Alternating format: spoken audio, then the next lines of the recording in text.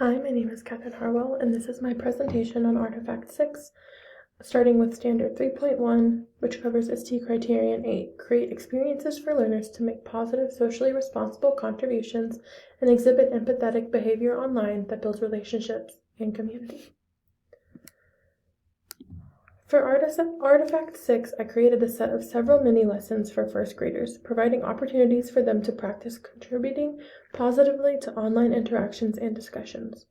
One of the mini-lessons was focused on cyberbullying and practicing empathy online. The one that you see here shows that first, students gathered on the carpet for a whole group discussion on cyberbullying before going back to their desks and computers. Students were directed to log on to the website called Interland, which teaches students how to be kind online. After students played the game, they were each given a sticky note to draw a face depicting their emotion.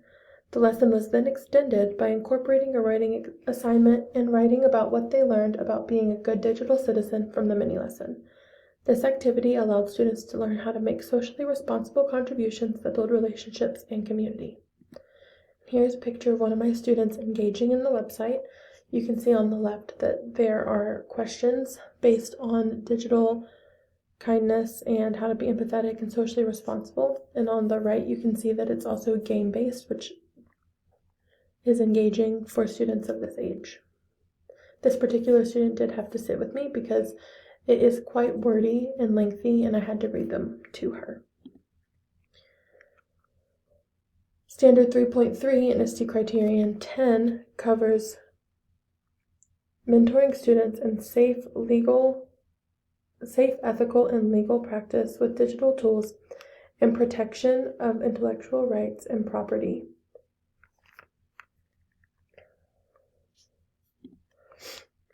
For this artifact, this is another one of my mini lessons for first graders. In this artifact, I mentored them, providing opportunities for them to practice contributing positively to online interactions and discussions. This particular lesson was targeted on teaching the concept of plagiarism and how to understand how to ethically and legally use intellectual property. This was a whole group lesson where I showed a screencast of both plagiarized and non-plagiarized original work. When showing the students the plagiarized work, I pointed out to them the signs that had been plagiarized and compared that to the sample of original work. In first grade, students routinely write about their reading and the events that happen in a story. I told students that when they are doing so, they need to use their own words rather than copy straight from the book that they read. This provided students with a direct example of activities they participate in at school where they can be ethical and properly use intellectual property.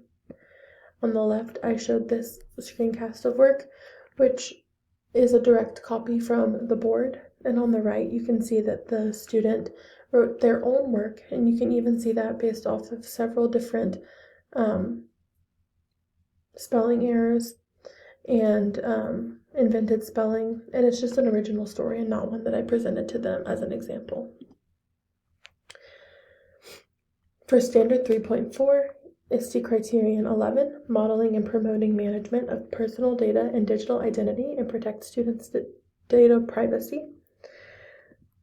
For this artifact, I provided students the opportunities to practice contributing positively to social interactions and discussions. This lesson in particular was targeted to teach students about digital privacy and how to protect themselves and their personal data while using the internet. This mini lesson was taught as a whole group lesson using various scenarios on websites that track your navigation and collect your data. During the lesson, students were given both a red and green sticky note. I presented various scenarios to students about when a website may ask for your personal information, for example, if an ad pops up and asks you to enter your email, and students held up either their red or green sticky note to represent whether they think it's safe to proceed in the scenario. This mini lesson provided students information on how to keep their own digital identity and personal data safe, while also providing real-world examples. Here is an example of the slideshow that I created for the students. You can see here that it shows visual models of the green, meaning safe, it's a safe behavior, and red, meaning not safe.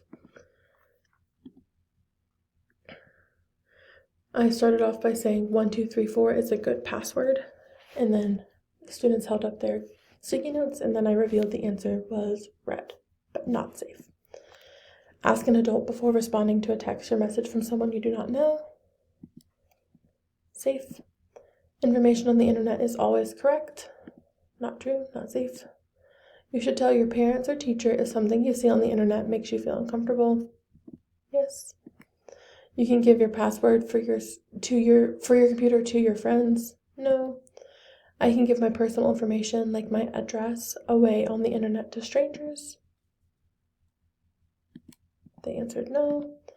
My password is a secret that I should only share with my parents. Yes. An ad pops up on my computer and I press ignore. That's safe. An ad pops up that asks for my email and I type my email in. Not safe. If I'm not sure what to do, I should always ask a trusted adult before I make a decision on the internet. Safe. So these are some of the examples that I gave students, and we did this a couple times until everybody got the answers correct.